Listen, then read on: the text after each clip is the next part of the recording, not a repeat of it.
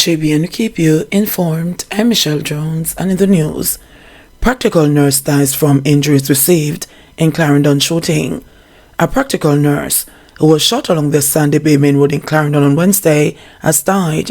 She has been identified as 25-year-old Abigail Ellis of Roswell Road in Sandy Bay. Reports state that about 1:45 p.m., the woman was on her way home when a black Honda Street motor car drove up behind her. A man exited the vehicle and opened gunfire, hitting Ellis in the buttocks, hands, and face. Ellis succumbed to the injuries on Wednesday night while being treated. A total of 37 people were killed in Clarendon up to April 23. The figure shows a 76.2% increase when compared to 21 homicides over the corresponding period last year. Guns seized in Falmouth. A team of officers assigned to the Trelawney Police Division seized a gun during an operation in Water Square, Falmouth in the parish on Wednesday, April 26. Reports are that about 1:15 a.m., lawmen were in the area when they saw a man walking along the roadway whose action aroused their suspicion. On seeing the police, the man ran and dropped an object. The object was retrieved, and closer examination of the object revealed that it was a Taurus Millennium 9mm pistol. No one is arrested in relation to the seizure. Investigation continue. Unidentified body found in St. James. The body of a man was found along a section of the A.G. Coombs Highway in Bogue, St. James earlier today. It is understood that the body, which is of dark complexion, was discovered lying on its back with the face covered. It is reported that shortly after 8 a.m., a passerby discovered the body lying along the soft shoulder in the vicinity of the Bogue sewage plant and summoned the police. The cause of death is not yet known. 2 students injured in gang fight at Tarrant High. 2 students of Tarrant High School were reportedly rushed to hospital Thursday afternoon after they were injured during a fight at the institution. One student was stabbed in the chest and the other received cuts over his eyes during what is being described as a gang fight. Police were reportedly called to the institution and had to fire several shots to quell the melee. The school was prematurely dismissed as a result of the incident. Some parents turned up to the school after their children called, stating that they were afraid. However, when they got to the school, the gates to the institution were locked. My son called me and tell me to come up here because youth up here get stabbed up and him afraid. So when me come and see me see a student with blood on him shirt, about 8 of them, 4 in a one jeep, 2 in a one jeep, and 2 escort gone. Me don't know anything else but from one me get. Me just come up here to collect my son. Me even hear say shot fire too, a parent said. 1-year-old dies at home, cops launch probe. The police are probing the death of a 1-year-old child who died at his home in Battersea District in Waitabit, Trelawney on Wednesday. Information received is that the child, identified as Quan Smith, died after he was left at home with his stepfather and other relatives. It was reported that around 1 p.m., the baby fell from a bed and became unresponsive. He was assisted to hospital, where he was pronounced dead on arrival by a medical team. Deputy Superintendent Winston Milton, the acting head of the Trelawney Police Division, said no one had been detained in connection with the death. We are awaiting a post-mortem examination. We'll move ahead from there, DSP Milton said. 2 suspects held in brazen shooting on Spanish Town Road. The St. Andrews South Police have taken 2 men into custody in relation to a shooting incident on a passenger bus along Spanish Town Road in the vicinity of Seaview Gardens last Friday. It is reported that sometime after 3 p.m., a man was being chased by armed men boarded a bus in an attempt to escape his attackers. The gunmen, however, continued to fire shots into the public passenger vehicle, injuring 6 people, including at least 1 child. Attributing the attack to an ongoing gang violence in the area, Senior Superintendent of Police Craig Ricketts said investigations so far have yielded much success. In the St. Andrews South space, we tend to have gang-on-gang violence, and it's abnormal for innocent people to be caught up frequently with these types of incidents. It also happened that last Friday, this was one of them, where the gang-type attack, gang members attacked one of their opponents, and this individual, in an attempt to save his life, ran onto a bus, he revealed. The gang members continued to fire at him indiscriminately, and we had a number of persons being injured in that incident. So far, 1 would have succumbed. We are working hard, and so far we have 2 persons in custody for this incident. At least one of the persons, I'm sure, will be charged for the relevant offences in short order. The other one will be placed on an ID parade, and we are still in search of at least 3 other individuals in connection with this gang, Ricketts continued, "We continue to give as much support as we can to the victims and the family members. We have come out to offer condolences that such a tragic situation could have occurred in our space." SSP Ricketts said since the incident, "Our curfew has been imposed in the area and a number of operations have been carried out." According to him, said operations have resulted in a certain level of calm in the violence-ridden community. This conflict originated out of the Seaview Gardens community. Our response would have been a curfew immediately after the incident. We conducted a number of operations in this space, and the result is that we have persons in custody and we are searching for others, he said. The situation in Seaview is still somewhat tense, but we believe that our responses would have put a damper on these activities. In fact, the 2 persons in custody now, we believe to have been influential within that gap, so we do expect a certain level of calm within the space, tense but calm. Mechanic in Canis Jackson murder case to know fate next week. Robert Fowler, the St. Catherine mechanic who strangled 20-year-old accounting clerk Canis Jackson and left her body in a ditch, will have to wait another week to his punishment for the crime. Fowler gave police investigators a caution statement in the presence of his attorney, detailing how he and Jackson got into an argument inside his car. He stated that the argument was about money and described how he slid over to the back seat and used the rope to strangle the 20-year-old until froth came to her mouth and her body stopped shaking. Fowler and Jackson were not involved in a romantic relationship, but he had promised her money to buy gifts for her boyfriend, prosecutors said, citing his caution statement. He pleaded guilty to murder on March 8 this year. His sentencing hearing commenced in the Home Circuit Court in downtown Kingston on Thursday, but was adjourned for a week, after which Justice Leighton Pusey is expected to impose a sentence. Pusey said he needed time to ponder submissions made by prosecutors and Fowler's attorney, Lyndon Wellesley. Lead prosecutor Jeremy Taylor, in his submissions, recommended that along with the mandatory life sentence, Fowler be ordered to serve 20 years in prison before he is eligible for parole.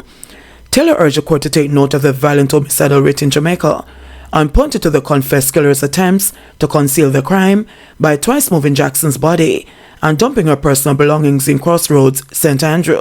But Wellesley, in his submissions, urged Justice Pusey to temper justice with mercy. "We are like mendicants before you. I use the word mendicants because Mr. Fowler has not wasted the court's time," he said, referring to the discount given to convicts who enter a guilty plea early in their case.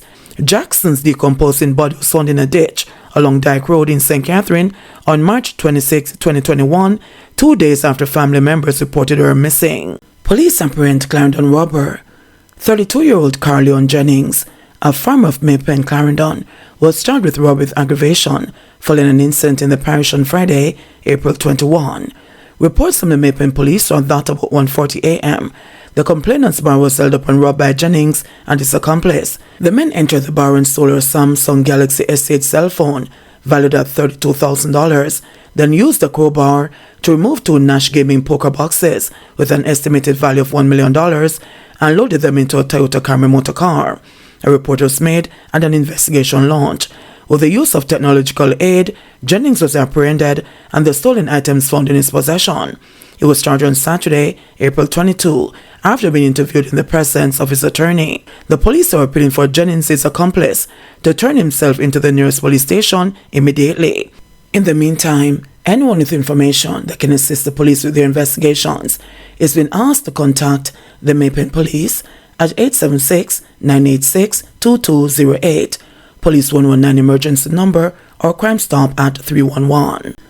Video footage requested by Moulton White's lawyer may not be completely available, says detective. Defense attorney Matthew Hyatt, who is representing Alicia Moulton White in the Sagicor Bank multi-million-dollar fraud case, is once again requesting that video footage on the Sagicor Ligonier branch for September 21 and September 30, 2022, between the hours of 8:30 a.m. and 4 p.m. be made available. Hyatt made the request during court proceedings for the 4 women implicated in the matter on Thursday in the Kingston and St. Andrew Parish Court. The attorney indicated that the footage is needed so we can see who it is that made those sums.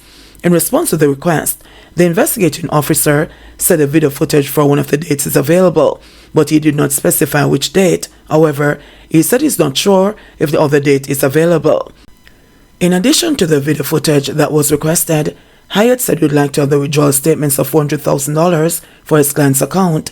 The accused, Tishon Samuels, Malika McLeod, Alicia Moulton White and her sister Trisha Moulton, are facing fraud-related charges, including multiple counts of larceny as a servant and conspiracy to defraud, following an investigation by the Counter-Terrorism and Organized Crime Investigation Branch CTOC that discovered $65 million had allegedly been removed from the US dollar accounts of 6 Sagicor customers.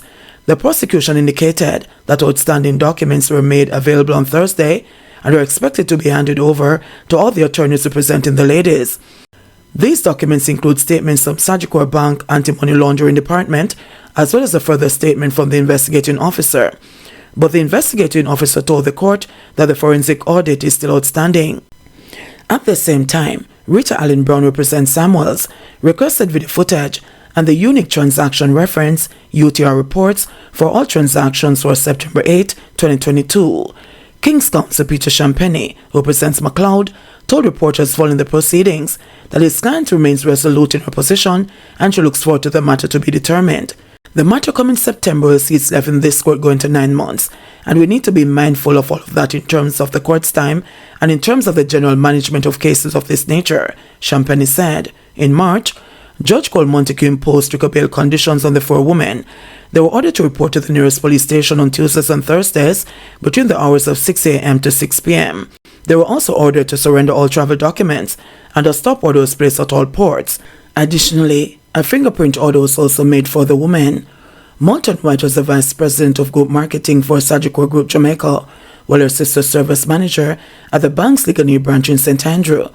McLeod was employed as a personal banker, and Samuels was a client care officer at Sagicor Bank. All 4 accused women were ordered to return to court on September 21, when it is anticipated that the case file will be completed. Former JDF member among 6 remanded for Manchester break-ins. 6 men, including a former member of the Jamaica Defence Force, who were charged with breaking and entering, were remanded in custody when they appeared before the Manchester Parish Court on Wednesday. The accused are Hugh Foster, Romain Smith, O'Dane Forbes, Elvis McIntosh, Kiwayne Foster and Corey Simpson, all of Manchester addresses. According to police reports, approximately 3 a.m. on April 15, a report was made about a break-in at a bar in Bottom Square in Coleyville District, Cristiano, in the parish. Further reports are that the police were in the vicinity at the time of the call, proceeded to the scene, and saw white Toyota Succeed motor car, which subsequently sped off. The vehicle was pursued by the patrol team and intercepted along the Devon Main Road, where 1 man escaped and 5 others were accosted. When the vehicle was searched, a yellow steel cutter, a pickaxe, a crowbar, screwdrivers, and a number of poker box tickets and tokens were allegedly found inside. The 6th individual was later apprehended after checks were made. The men were denied bail on Wednesday after the court was told that at least 2 of the accused had other matters before the court, and the others had been wanted for other incidents of break-ins and robberies. The prosecutor also stated that the police reported that since the men have been in custody, there have been reports of break-ins in the area. Court was also told that some of them had just been assigned legal aid, and their attorneys needed to familiarize themselves with the case. The men are expected to return to court on Thursday, May 18. Swine flu detected in Manchester. A case of influenza A, H1N1 virus, also known as swine flu, has been confirmed at the Mandeville Regional Hospital in Manchester, the Southern Regional Health Authority said on Thursday. Since the outbreak of the H1N1 pandemic in 2009, the virus has been in circulation in the population, the health authority said.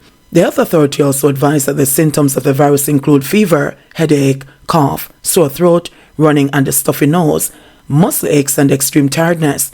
Nausea, vomiting and diarrhea may also occur but are more common in children. It went on to implore people who experience these symptoms to seek medical attention. The public has been asked to practice frequent hand washing with soap and water, covering mouth and nose when sneezing or coughing, and avoiding contact with persons with flu-like symptoms, the health authority said. JBN will keep you informed.